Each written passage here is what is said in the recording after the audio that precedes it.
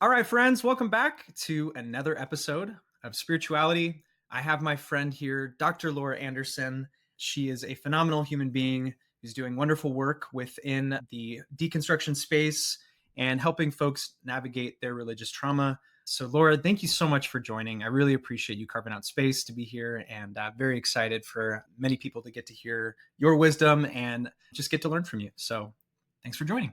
Thank you. Yeah, thanks for having me. It's fun to be here. Also, you used a very Christianese term there, carving out Oh, space. good. uh, I love it. some things Yeah. that still got to This, deconstruct, right? yeah, exactly. They just never, you just never stop saying some of those things. So it's all good. I have the temptation to show the receipts of our text thread prior to the show where we were making biblical puns. We'll probably have to save that for part two. But so, Exactly. Laura, tell us a little bit, for those who don't know you and aren't familiar with your work, tell us a little bit about yourself and Mhm. how a little bit of what you're currently up to these days. Yeah. Do you want the personal or the professional or both? I love both. Okay. Yeah. Okay. I always say, like, my personal life very much inspires my professional life. I grew up in a high control religion. Story is like I was born on a Tuesday, and by Sunday, I was like in church being dedicated to the Lord. And just never have known a life without high control religion. When I was in elementary school, my dad took a position at a fundamentalist Christian camp and moved us up there. We lived on site for until my senior year of high school, which on the one hand was fun. You have a lake and a horse corral and a ropes course and everything literally right in my backyard. But it was also a lot of isolation. Camps aren't really like in the middle of a city. And so they're like way out. So everything was at least 30 to 45 minutes away. We didn't have other family up there. It was just us. So there's the isolation and then dress codes and how relationships have to go and all of that. And so that was my life. And then, of course, we went to a church that also echoed all of the same teachings, even more. I didn't have to be as involved there. I was forced to go to youth group many times, but I could always use, I'm going to be at camp and I'm serving the Lord there. And so I don't really need to do the youth group thing. Sometimes works. My one saving grace is that I did go to a public school. I grew up in a blue state, which just has a better education system. And my mom is an educator by her own profession. And so even though I begged them to homeschool me because I was so terrified of falling into sin and being pulled down by my peers, ultimately they were like, no, you have to go to school. And I'm so glad, right? Yeah. I'm very glad for that because I think that it always kept one foot in this other world where I knew there was more than what I was being taught. So when I was going to graduate from high school, I had all these other options because of my academics, my athletics, and my musical accolades. And I had scholarships to go to colleges, but ultimately I was not allowed to go to them because why does a woman need to go to college if you're just going to get married and have children? And I knew by that point that was my highest calling in life. This was also like at the beginning of purity culture. So, like, my True Love Waits card that I signed in middle school was like at the National Mall. And Josh Harris's book came out while I was in high school. So, yeah, it was. By the time my senior year rolled around, I had started to realize I was going to have to really give my life over to God so I could become this biblical submissive Mm. woman so that I could get married and have kids. And that's what the plan was. But it didn't happen, which I'm so glad about Yeah. now. Um, dove headfirst into church. So my life literally was camp and church. And so it was God all the time, Mhm. theology all the time, strict ways of living, dress codes, everything like that. It was all that I knew. I eventually started working at the church full time in the youth group. I was a ministry coordinator. That was the highest level I could go to because I'm a woman. Mm. And that's where I started to really experience very overt cases of spiritual abuse. Mm. And ultimately, that led me out of working there. There's a pretty precarious situation that happened, and I was being surveilled and spied on and told on, and friends and family were getting roped into this. And it was all because I was dating somebody that they didn't want me to date. Not because we were doing Wow. anything. We were very good purity culture kids. I think he kissed me on the hand and the forehead Oh, with permission, oh no. right? That was the beginning of my Jezebel days. Yeah. And so we weren't doing anything, but they had determined that I was too strong in my personality, leadership skills, that I would bulldoze him. I would roll over him if I had the opportunity. Which now looking back, I'm like, God, that was so awful Wow. because they just thought really terribly of me. And looking back, he actually probably was a really good fit. We balanced each other really well. And I'm not the bulldozing type. Mm, And so it was just this image that they had of me. And because I wanted to continue with that relationship, they decided that meant I was disobeying spiritual mm, authority. And that's why they were allowed, quote unquote, to do all these things to me. And eventually it just became so intolerable to work there because of what I was experiencing. I had to quit. But I also was still so seeped into it. I was terrified that the devil was going to get his hooks in me yeah. because I didn't have the protective covering of the church. So I went through this repentance process on the one hand, while on the other hand, I worked my first secular job. Wow. And it was this weird, and they didn't care what I wore and they didn't care what I had done on the weekends. And it didn't matter that I was a woman. They wanted me to climb that ladder because they saw different skills or talents. And it was just this odd experience as I'm on the one hand trying to get under the covering of the church and then also having these experiences where I'm like, Mm, the world is not really what you're telling me it is. I hated the job, but it is ultimately what got me back into grad school. And so I went to Liberty University, which more. is super not secular, but I wasn't strong enough at the time to really believe that I could handle Right. a non-Christian college. So Sure. Liberty does not have a Christian counseling program.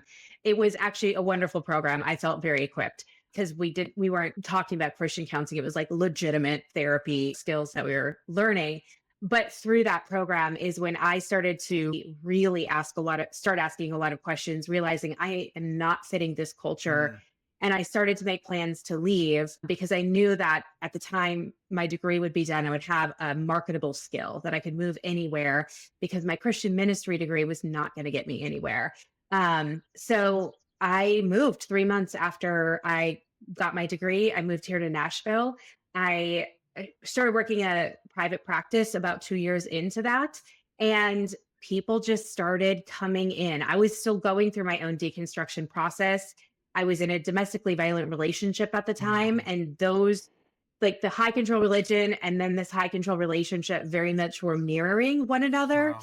And that's ultimately what got, whenever I finally kicked him out and he was out of my life. I remember him driving away and I was like, that will be the last time I ever see him. And I just knew in my gut, I was like, this is going to be it. And it felt safe enough to start to look at everything. And I started paging through my journals and I couldn't figure out who said what. Was it God or was Then it him? Was it a pastor? Was it my ex? And I was like, this is a problem if I cannot tell the difference. And it also makes sense why I would have been essentially groomed to be in a relationship like this and why it's been just such a tumultuous life. So I was going through that. And I was also having clients come into my office sharing similar experiences. In the South, it's so baked into the culture. It's mhm, what's your name and what church do you go right. to? And so it's like they were in secret. Hey, I was just in Hobby Lobby and I got super triggered. Yeah. And I'm like, yeah, I get it. And so I started to see the symptoms of trauma, even though nobody else was talking about it. I didn't want to publicly say, hey, this is something I specialize in. Well, once the 2016 election cycle came around and we started to see that mass outflux of people from a variety of high control religions, which also resulted in people starting to get online and talking about their experiences, it felt safer to say, hey, this is something I specialize in. And at the time, I was in my PhD program and was wanting to create a manual for mental health practitioners of how do you work with people coming out of high control religion. So one night I went onto Twitter with my like 40 followers and I was like, hey, what do you want your therapist to know? And I got hundreds of Wow. responses. And that was like, okay, I'm doing this. This is it. And I didn't do my dissertation on religious trauma exactly, more purity culture, but that kind of got me into where I'm at now with as a therapist, as a coach, as a business owner, author, all the things. Yeah. Yeah. Thank you for sharing all that. I think one of the things that jumps out to me was that towards the end of you sharing your story, I hear how you started to discover your voice. And there was a Mhm, lot of different moments throughout your journey where the camp system or the church overall was trying to suppress you, to keep you mhm, from really spreading your wings and discovering who you are. And mhm, I think it's ironic, right? That as soon as you stepped into a secular place is when you began to really see, oh my God, I'm safe to be myself here. Like I'm safe mhm. if I partied over the weekend and I sinned, right? Nobody would Yeah. bat an eye. They just would Mhm, see me. And I think mhm, so much of a lot of high control religious spaces, in particular evangelicalism, which I know you and I both have spent a lot of time really exposing, if you will, just the trauma within those spaces. It doesn't encourage people to truly find themselves. If Absolutely. anything, it Yeah. encourages the hiding of Mhm, oneself, whether that's anybody who happens to come to terms with their sexuality and didn't feel safe when we're closeted for years and years, or whether it mhm, was somebody like yourself who was in a system that didn't give women permission to truly take leadership. But I think what comes down to it, and that I see, is just how you came to a point of you're like, I'm not gonna give away myself anymore. I'm not gonna give away mhm. my voice. I'm not gonna give away what I know I'm meant to be doing with my life. Yeah. Yeah, can you talk a little bit more about, so you had that really big moment with the Twitter thread and really having an idea of what you wanted to dedicate your time to. What does it look like for you? I know you mentioned being an author, you mentioned some of the practice that you've started. Can you a little bit more about what you're currently doing, and how that continues to be your motivation and the work that you're doing? Mhm. Yeah. Well, it's a little different than it used to be, only because, yeah, I've just had some cool opportunities come my way. It started off as my own private practice, just me seeing clients. And after that Twitter thread, I didn't go viral. It just got bigger than I thought it Sure. would. But I was able to connect with some other professionals who were also like, hey, I'm doing this too. I view this the same way that you're viewing this. I should say, up until that point, really the loudest voices in the religious trauma spaces of people that were going, here's how you heal, were voices that were saying, you must become an atheist in Mhm. order to heal. And I want to go on the record that for some people, atheism is absolutely where they Sure. need to land. I think that's great. But to suggest that is the only way that you can heal from religious trauma, shows that you don't understand trauma in terms of how it operates and lives in your body, as well as it becomes just as fundamentalist as the systems that we're coming out Yeah. of. It's very prescriptive. And so that does not feel good. Yeah. And so when I found these other professionals that we were viewing religious trauma as trauma, meaning that we understood the way our bodies and physiology are impacted by overwhelming and unsafe and dangerous events, we were like, okay, we've got to stick together essentially. It led me to co-founding the Religious Trauma Institute with one of my friends and colleagues, Brian Peck, where the focus, although we are very slow going, is to be able to offer trainings and really help mental health professionals, coaches, advocates to be able to work with more survivors of religious trauma. But I was still doing my own private practice at the time. And around then is when the pandemic hit. And people were talking about religious trauma in a different way. And I was also coaching at the time, which is a way that I'm able to see clients who don't live in Tennessee. And my waiting list got about 4 years long. Wow. And it was incredible from like a business owner standpoint. But I was like, I can't get one more email from a person to say, I'm so sorry, check back in summer of 2024. Sure. And so I was like brainstorming. I'm like, I've got to do something. I thought maybe I'll hire one person to work with me. And I was like, that's not even going to take a dent out of the list.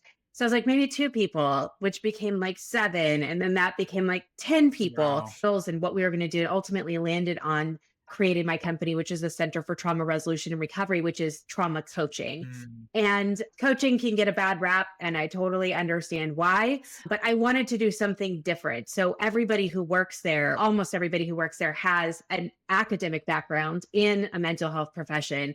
And everybody who works there has advanced trauma resolution, like body-based trauma resolution training and certification. Mm. And I wanted to do it because I just saw this great need. And I just knew that there weren't a lot of resources. And so I did. Started a company a little over 3 years ago, and we've grown and been really successful, which I don't say as like a business brag, but I say as there's such a need for it. And there's a need for support to be available regardless of where you live. We have clients on every continent Mm. that are coming to us and can now have that support because of what we're doing through the online spaces and with coaching, and they're getting the help that they need.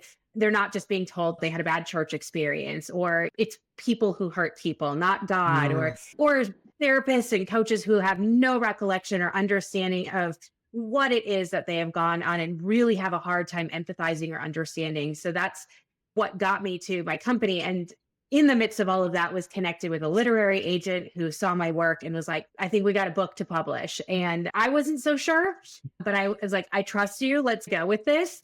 And ultimately, she was right. I'm glad I trusted her. And that is what became my first book, which was released in or published in October, which is called When Religion Hurts You. Mm. Yeah, it's been quite the journey. And I love being called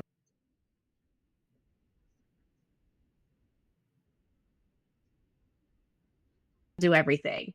I can be good at what I do, but I can't do everything. I can't reach everybody. And so to be able to work with other practitioners and do training and consultations with them so that they can help other people is, I absolutely love it. That's awesome. Yeah. No, I think it speaks to the overall community, right? I think as in a similar way, I know how we first initially crossed paths was Mm-hmm. my wife and I started back in during the pandemic in 2020 with Your Favorite Heretics. And I think in a similar way, we recognized we're so unaware of just how many people were going Yeah. through this similar process of Mm-hmm. leaving a high controlled religious space and how so many people just needed to feel like they weren't alone. And so for you, from a Mm-hmm. professional standpoint of being able to find other practitioners who had a similar interest of wanting to make that difference in this arena is huge. And I'm Mm-hmm. super thankful for your work and for the fact Mm-hmm. that you're able to offer that around the world. That's huge. Yeah. You know what I mean? Thank you. Yeah. Yeah. So tell me It's a little bit awesome. about, I love the idea of being able to emphasize the body, right? I think a lot Mm-hmm. of times with mental health, we can see, especially in the West, the overemphasis of the mind, right? Nothing Mm-hmm. wrong with that. I think there's a lot of value in that. But I think what ends up happening is that the body's left by the wayside, right? We don't Right. realize the book that's gotten a lot of fame, rightfully so. The Body Keeps Score. Mm. Tell me a little bit about how you walk people through the somatics of trauma resolution and Mm-hmm. what that looks like for somebody who comes to you. Yeah, I think that the Western mentality of everything is in our mind also fits very well with high control religion, fundamentalism, where we are taught the body from our neck down is bad, evil, Mm. sinful, suppress, repress, do not pay attention to anything that's going on here. And that is how we stayed in these systems because we were learning to ignore and vilify ourselves. And yet, this body has so much information and life so that we can live. And so, when I'm working with somebody, it's far more difficult than it sounds. But the first piece is actually like getting them to acknowledge I have a body and then starting to be able to at least be curious or consider that my body is a valuable source of information. Mm. I can come in contact with my body. I can listen to the signals in my body. And so I'm usually starting with very basic things like pay attention to when you have to use the restroom and what are the cues that are going on inside your body. I just have to know. How do you know that? What is happening in your body? And it's so interesting. And I say this because I went through this process too. Like people are fascinated at like what happens in their body just for these like basic cues that we've never paid attention to before. Or in my case, I used to vilify this. Like I would give myself a list of 15 things to do. And then I'd be like, okay, when I'm done, then I can go to the bathroom. Right. Like just simple things that we were taught to vilify ourselves to the point where even like the natural things that need to happen in our body are also placed under that umbrella. Yeah.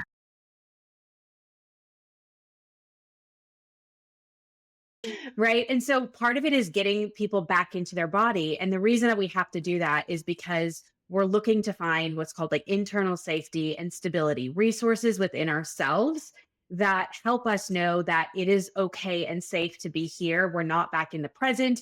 We're here in the, or sorry, we're not back in the past. We're here in the present.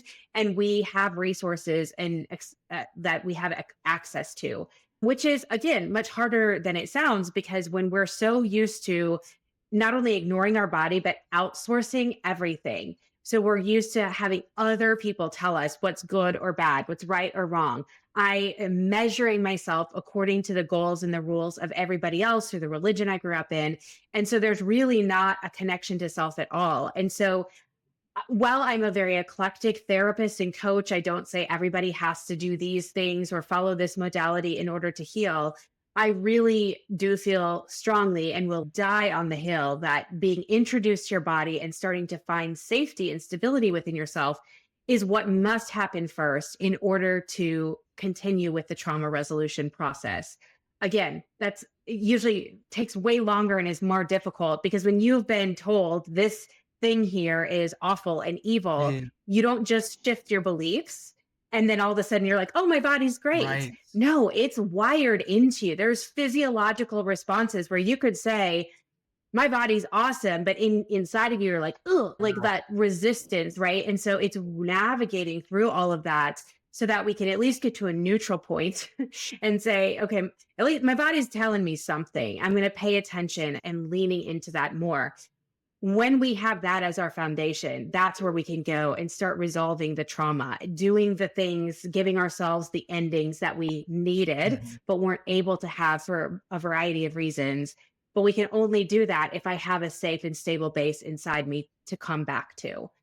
Yeah. So it's a process and it takes a while, but I always feel like when you allow yourself to go slow and be patient at the beginning and really get those skills, that foundation down, it allows you to go much faster after that. I still get triggered, but I'm very aware of when it's happening and I have resources inside of me and know how to find connection and safety so that my trigger doesn't necessarily get taken out on somebody else Mhm. or put me in the bed for a week or anything like that. So it's not a matter of I'm going to just get rid of all of it. It's that I now have tools and skills to help me and hopefully my clients do as well. Yeah, absolutely. And I'm curious, with that said, what are some ways that some skills that you encourage and practice that when you're triggered, like how to come back Mhm. home to your body and how to remind your body, like, hey, I'm Mhm. safe and Yeah. it's okay to feel these things and those ways that, Mhm. yeah, can you just walk us Yeah. through some of that? I love it. Yeah, so I'm always a big fan of simplicity Mm. because when we're triggered, we're not, our prefrontal cortex is not online. We're not able to like rationally think through things and be like, huh, what is actually happening here? Our nervous system has detected a threat, whether it's real, perceived, or remembered. And so we're not of sound mind. We're in that mode of fight or flight or freeze or fawn and trying to get to safety. And that usually means we get really big Mm. or we get really small. It's usually one of the two. And so one of the first things I work on with clients is really just getting back into the present moment. When we're triggered, we're not here. Like physically, we might be here, but our body, our nervous system is feeling like this is familiar. I'm back in the past, or maybe we're up in our anxiety. And so, what we're wanting to do is get back into the moment to get present so that we actually have a choice over what we want to do next. A friend, colleague of mine one time said, trauma is the opposite of, or choice is the opposite of trauma. Mm. And when I sat with it, I was like, yeah, that's true. Because when I'm triggered, when I'm overwhelmed, and when I'm activated, I don't have choice. My body, my nervous system is doing what it's supposed to do to get to safe. But if I can come back into my body in the present moment, then I have choices as to what I want to do next. So that could be anything. I'm sure people have heard of the grounding, the 5, 4, 3, 2, 1, and finding 5 things you can see, 4 things you can feel, 3 things you can hear, 2 things you can smell, 1 thing you can taste, like using your senses. That can be great, but I think it's usually too hard. When I'm triggered, I don't have time to count backwards and find all the things. So I usually just encourage people to either use their vision and start naming off all of the things that I can see around me, or pick a color, any color, green, and I start looking for everything in my surrounding that's green and I start to name it off. Because we can't be present and up here. We Mm, can't be present and in the past. And so, when I'm looking around me, scanning my environment, say for all the things that are green, I'm able to then slowly bring myself back into the present moment because I'm literally here looking at the present moment. And so I always encourage people to do that in non crisis times to get that muscle memory built, right? So every time you go into a new room, pick a color and look around or look at the things that you can see. Or if you have an Apple Watch and it reminds you to stand every 50 minutes or whatever, use that as an invitation to try to do some of these things. And we do that in a non crisis moment so that when the crisis happens, our body already goes, I have something for that. And because I don't have the wherewithal all the time to put a lot of thought into it, I can at least go, oh, green. And where can I find it? And so when we get back then into the moment where it's okay, I know that I'm here. I can see I'm not in actual danger. Okay, if you are in danger, we want to get out of that danger first. So do what you need to do to get out of the danger. But if you're not in actual danger, that's where you can then lean in with curiosity and compassion. There's a variety of things you can do. It could be going, hey, what's happening in my body? What are the physiological cues that I'm noticing? If I were to lean into that a little bit more, what would want to happen next? Maybe I'm noticing that I don't feel my age. mm, How old do I feel? Maybe like a younger version of myself. Okay. What would that younger version of me need to feel safe? Not be told that they're safe, but to feel safe, right? There's a difference between telling a kid that you love them and then a kid feeling that there's a difference between telling a kid they're safe or a kid feeling safe. And so we go, okay, what is that? Maybe I'm feeling like I'm 6 again. What did I need to feel? Oh, I needed to feel a sense of nurture, care, love, safety, or whatever. Could I even just imagine myself giving that to that younger version of myself, or maybe it's like just giving myself a hug, whatever it is.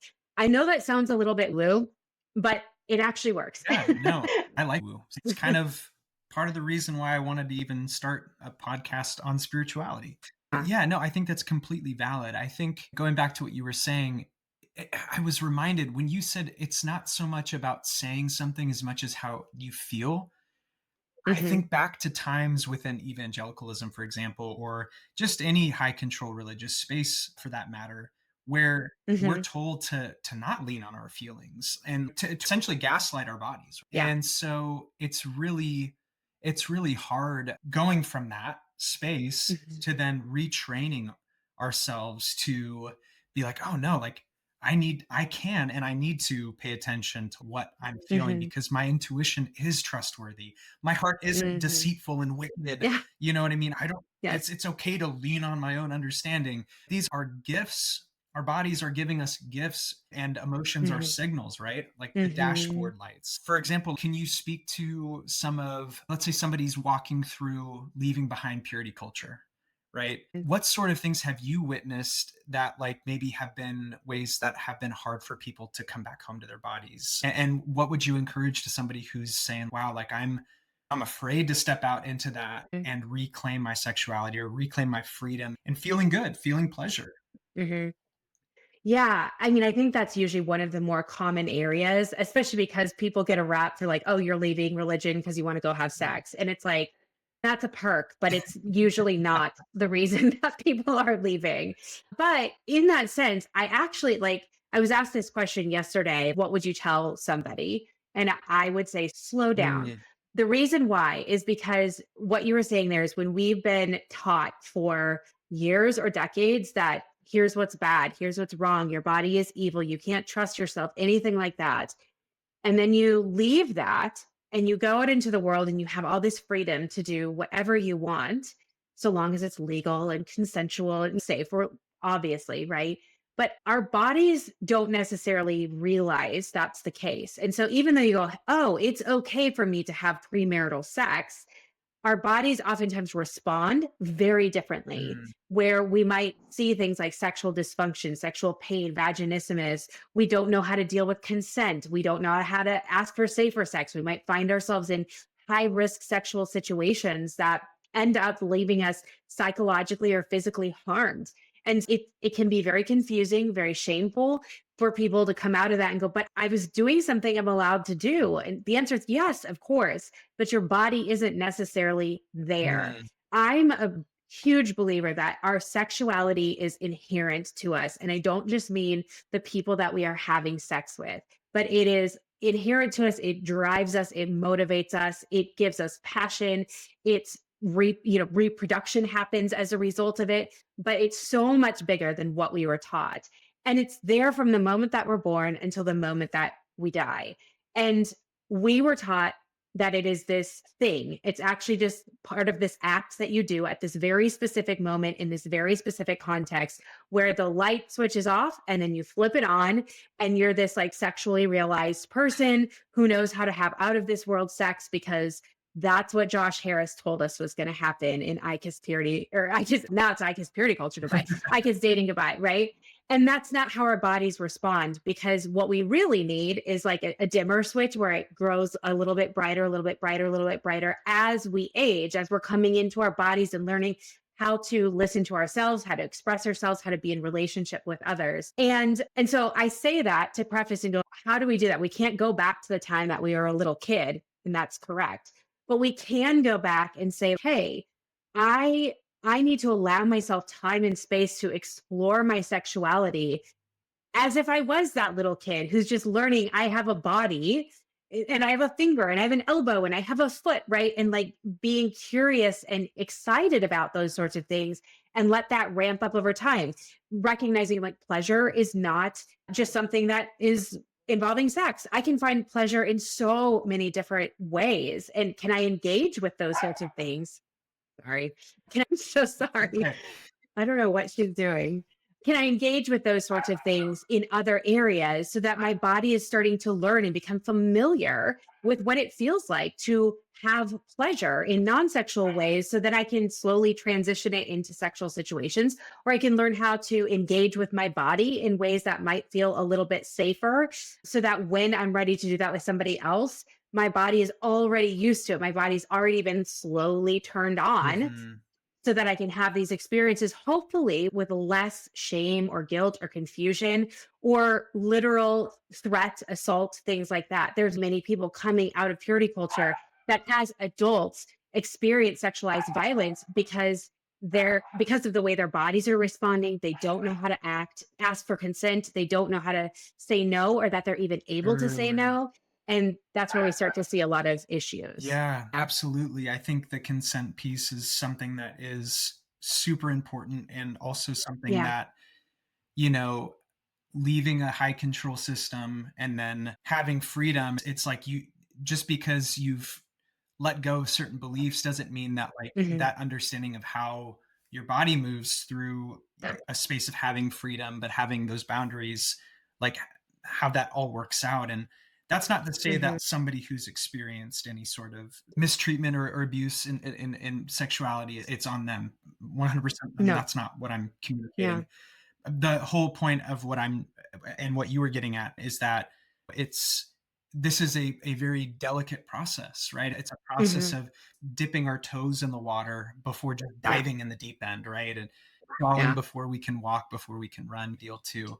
And I'm sure Mhm, everybody's journeys look different in that mhm, exploration. And I think that's what's also hard, leaving a very controlling environment and being like, the actually there's nothing's really off limits, quote unquote, if it's mhm, within mhm. Yeah, no yeah. ethical consensual Yeah. world. So it's almost like you were saying, it's going back to relearning what we desire, what we want, and what we Mhm, need, and what's good for us. And like you even mentioned with pleasure, it's not just reserved for sex. Pleasure mhm, in mhm. general was in many ways was a bad word Yeah. in Christian spaces too. So Mm, how, practically speaking, Like, how have you encouraged people who are saying like, gosh, like this is really foreign space for me. How do I start the steps? What would Yeah. you say to somebody who's coming to you with that? Start with things that are far more simple. Don't just go to an orgy or do Yeah. whatever, but that might be really overwhelming. But when we're talking about pleasure as being bigger than just in the sexual realm, I would say let's go back to those senses again. So we'll use the sense of touch just because that's very closely associated with sexual pleasure. But it's more than that. It's going, what are the things to the touch that feel good? And it could be like, oh, I really love soft fabric or silky fabric, or I love like my arms being touched or something like that. And it's just using your senses to go, I'm finding out new information about me Mm, through my senses that bring like an exhale or a little bit of relief or a smile. I love the smell of fresh cut grass. So when the kid who mows my grass is done, I just go stand on my patio and I inhale it just for a minute because it's freaking hot out. And so I do that, but I'm just like, oh, okay, I love that. That's great. That's pleasure. Or maybe it's the scent of homemade cookies or something like that. mm, And looking, right? Yeah, speaking your amen. language. Yeah. And it's like letting yourself take that in and go, oh, wow. I just for a little bit with that, I'm enjoying that. It feels good to me. We can use all of our senses. It could be through listening to music that we really like. It could be looking at artwork. It could be having somebody sit next to you and getting yourself used to just engaging with what do I even like? Because that's a foreign concept for most of us. I had no idea what I even liked when I came out of that. Yeah. I'm like, I don't know. I think I like tacos. I think. I don't even know. It was like, am I liking that because I was told that's what I was supposed to like? Or is that actually me? And so it's giving yourself some room to explore.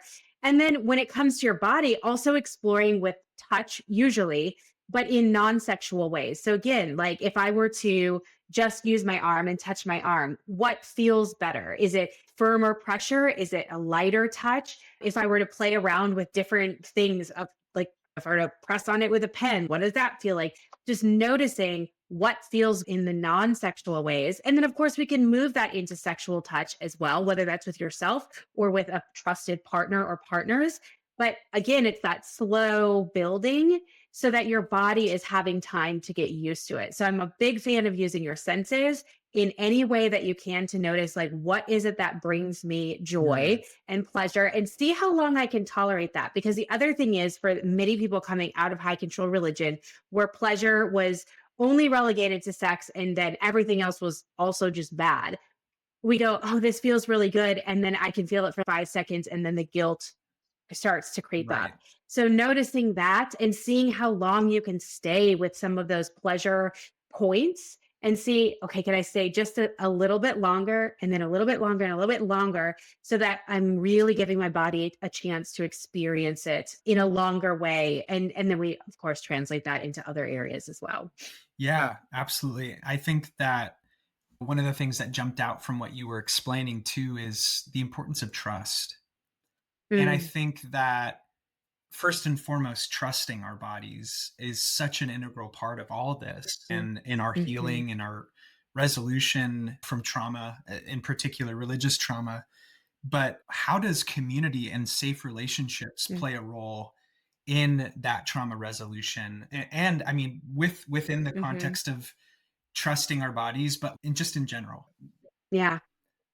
I think it is the most powerful thing and the most terrifying thing. Mm, Because when you have been hurt by people, it sounds absolutely terrifying to have to heal with people as well. yeah. And yet, I can speak from my own journey. Like, there was a period of years where I purposely isolated myself because people felt so scary and overwhelming to me. I had three people that I trusted that I would go out for margaritas with, and then I would come home because it was too much. And the thought of being hurt by one more person was more than what I could deal with. But then there came a point in my healing where it was like, I've done everything that I can do by myself. And that's when I got a dog. And she's a great little wing woman. And one day we were walking around our neighborhood and there was some neighbors that we were coming up to playing cornhole. And I was like, oh God, I do not want to talk to these people. But my dog, who is so friendly, was like, it's time.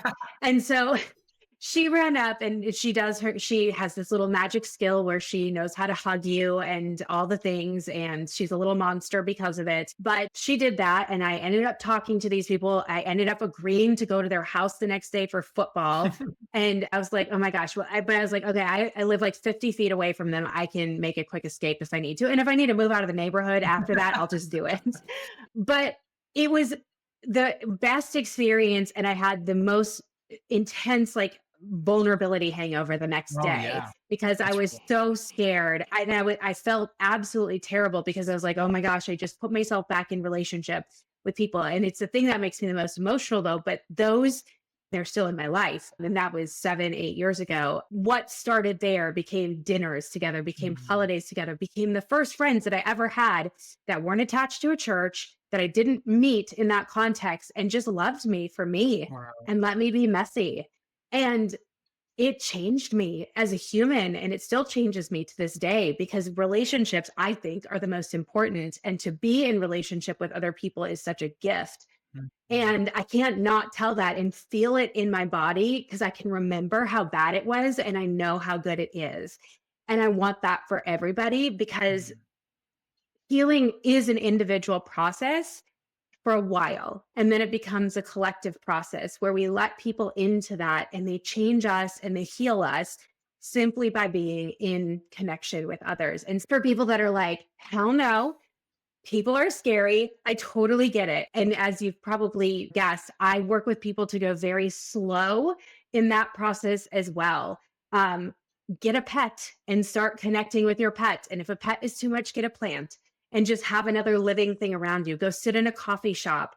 Don't you have to talk to anybody, but just letting yourself be around other people. Finding ways to just get in contact with people and then take small little steps into the next part of the relationship. Oh, maybe I'm going to become a regular at a coffee shop and then I'm going to smile at somebody and then I'm going to know the barista's name and then I'm going to know the other people that are there. And like it's small, but when we do it that way, small, our bodies are able to feel a sense of activation and then settle back down. So it's not too much. It's just enough to grow that tolerance so that we can actually move forward. Absolutely. Thank you for sharing that. I felt just the immense joy and the contrast between Yeah. spaces that didn't foster safety for you to be Right. yourself, and then you getting to Mm-hmm. share how much something that seems so simple as like your dog just being like, we're gonna make friends today, and you're being like, oh Yeah. no, Yeah.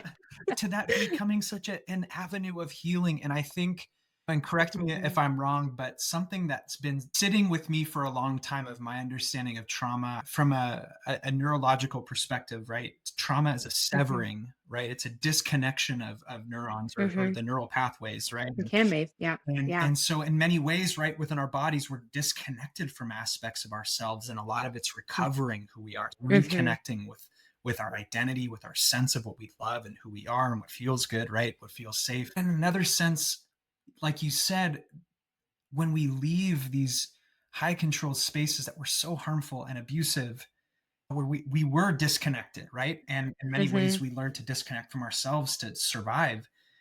Mhm. The vulnerability that comes with having to open ourselves up to the possibility of connection is scary. But just as healing comes through reconnecting with ourselves, it comes full circle in a different way as we safely find that connection with people who see us for who we are and love us. Mhm. And I think Mhm. that it's so interesting how everything comes back to that connection and being seen, Mhm. right? And truly Mhm. being learning to see ourselves with compassion, which so hard for me to do. It is something that I'm actually currently just really like coming to terms with. Mhm. But it's as we give people permission to truly see us. Like you said, you spend holidays with these people, you have dinner and meals, Mhm. and you're able to be yourself, and yet they didn't hightail it. They're still with you. Yeah. They care for you because they Yeah. see you. And I think Mm. that's that gift of friendship and that gift of community, even if it's a couple people or maybe it's more than that, whatever that looks like, to find that is such a Yeah. gift. And I'm sure you can attest to this. And I know from my experience of talking to so many people who have gone through and Mm. one of the things that has felt like a big ache is that loss of community, that loss of connection, that Yeah. that Mhm. loss of being able to have a dedicated space to meeting people and being able to have Mhm. a consistent outlet for social interaction. I'm grateful for the work that you do to connect people online. And I've been able to see some of that through some of the stuff that I've been able to participate with. But how do you Mhm. encourage people? I know you mentioned the coffee shop analogy. I think that's brilliant. What are some other Mhm. ways that for people who are like, I'm still interested in spirituality, I'm still interested maybe in I want to open myself back up to friendships and I've lost a lot of Mhm. community. Like, how do I even put myself Mhm. out there? Where do I even look? What is some of your Yeah. encouragement? To be totally honest, it is really hard. It is. And when you think about what a church provides in terms of that community and that connection, even though I can look back now and be like, that wasn't, they weren't really my friends. I wouldn't have chosen next necessarily to be in relationships with them, but I had to by default. But they provide things like access to multiple generations and different facets of life and socioeconomic statuses and hopefully diverse backgrounds, right? And you're never going to find that all in one place. And I don't say that to be like an asshole, but like I do say that to be real Yeah. because there is a real a grief part in that. To say for people who are saying, hey, the church thing, the group thing, that's not for me, that's Yeah. okay. First of all, it is okay. But also, no, it's okay to grieve the loss of Mm. that. There might always be that little church shaped hole in you, in your heart, not because it's like, oh, I want to go back there, but because there, what you had access to there, it is what we need as Yeah. humans. I think that part of the reason that churches can be so helpful is they're providing basic human needs Mm. of connection and purpose and identity, and then sometimes very practical needs. Right. And so I just say that because it is very hard and there is a grief process that goes with it. Because even if you do decide, I want to go back to a church, I want to be part of a group or a spiritual community or something like that, you're going in as a different person. And it would be normal to have boundaries or to have your guards up just a little bit.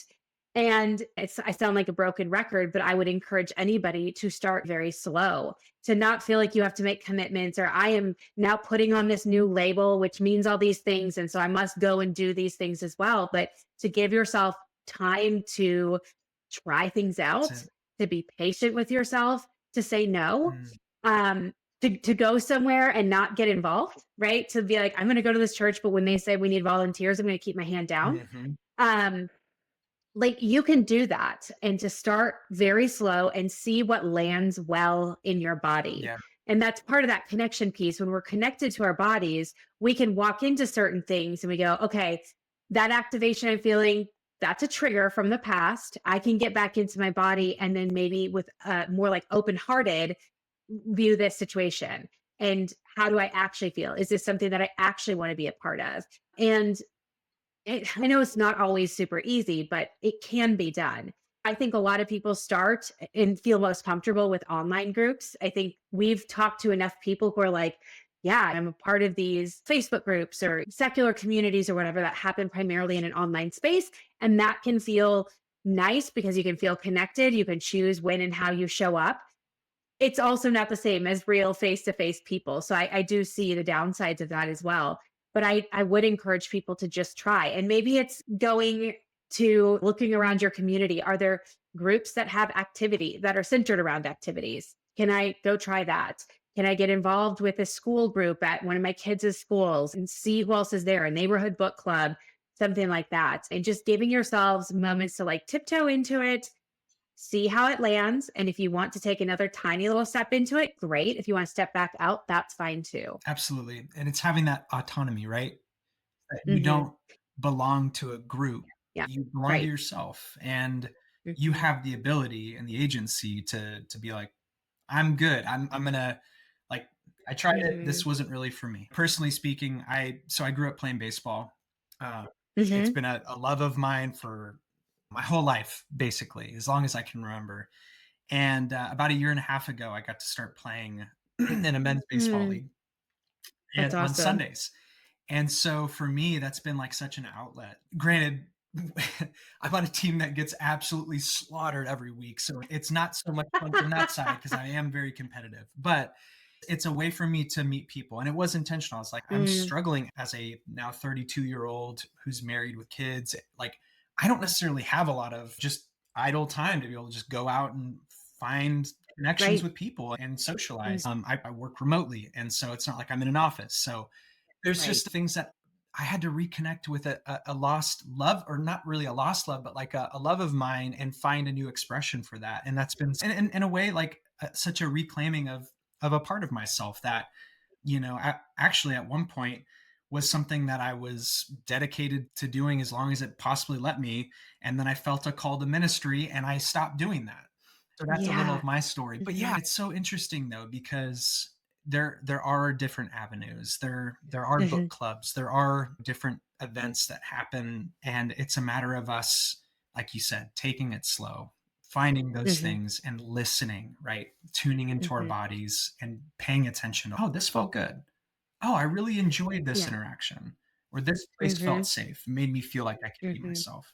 Yeah. And give yourself permission to consider, I'm speaking for myself here, but like you may never be able to fully be involved in groups or big groups, be Yeah. part of, have a label or things like that. I still struggle so much to volunteer. Mhm. I can't do it because I've given so much of my time and energy to the church, which is why I do my social media, because it's a way I can give something away for free and connect with people there. But I don't know if I'll be a part of a group ever again. I'm okay with that, but it's a loss that we grieve. And it doesn't mean anything about you if you can't be a part of something, if you can be a part of something. It's just each of us are different. And you know what? Maybe in 10 years I'll join a bike club or something. Who knows? I hope not, because I actually really don't like biking. But I think that's part of it too, is like your path is so unique. Everybody's path is Mm. unique. And that's the beauty of being human, is that we all have different needs and wants. And what works for us is all different. But yeah, it's complex. And so giving yourself so much permission to just notice what's coming up for you and then continuing to take steps in ways that feel safe is, I think, the key. As we come to our end of our time together, I wanted to see if somebody's hearing this for the first time and some of these concepts maybe are Mm, like bringing up things for them. What do you encourage? What are some parting words that you would give to to whoever comes across this conversation?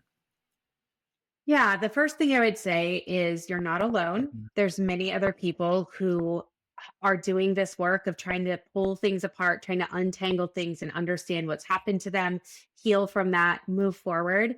You're not alone, and there is support for you. Whether that is just your toe in the social media game and looking up a few hashtags to see what people are posting about, or going and working with a therapist or a coach or some sort of other supporter that can do this. But you're not alone in that. And there are resources, and you can trust yourself to know that what you experienced wasn't okay. I think so many times for people coming out of high control religions, there's this fear that there must be something wrong with me, because part of the message in that system is if you're doubting, if you're asking questions, if you walk away, it's definitely not the system, Right. not the religion, not us. It's definitely you. And so you can get out of that and go, is it me? Can I trust myself? Can I trust my experience? Did I really experience something that bad? And the answer is, yeah, you did. And you can trust that and let that be something that grows Mm. in you as you continue to take steps towards, hopefully, towards support in whatever ways that somebody would need to.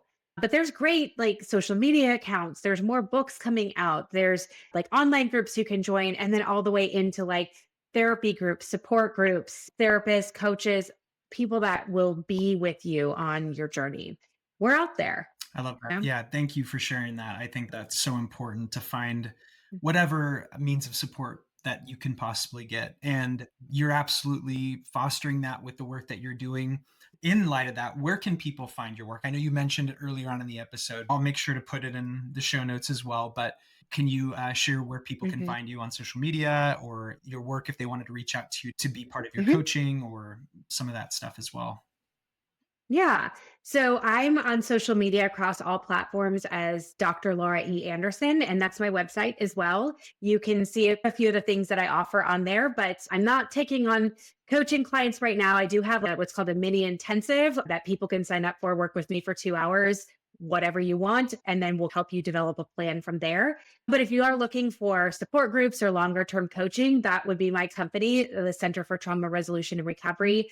We are Trauma Resolution and Recovery on social media, and that's our website too, traumaresolutionandrecovery.com.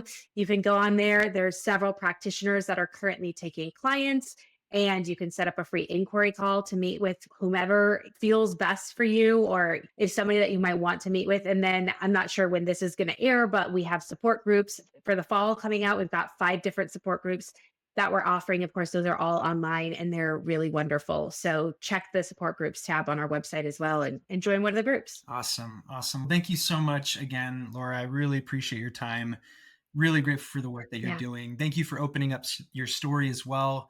Definitely was just such a powerful reminder for us to really reclaim our sense of identity, to find our voice, to listen to our bodies, and to explore with curiosity what brings us joy, what brings us that sense of safety as we Mm-hmm. continue to step further into our healing journey. So thank you again. I really appreciate it. And I hope we can do this again sometime soon.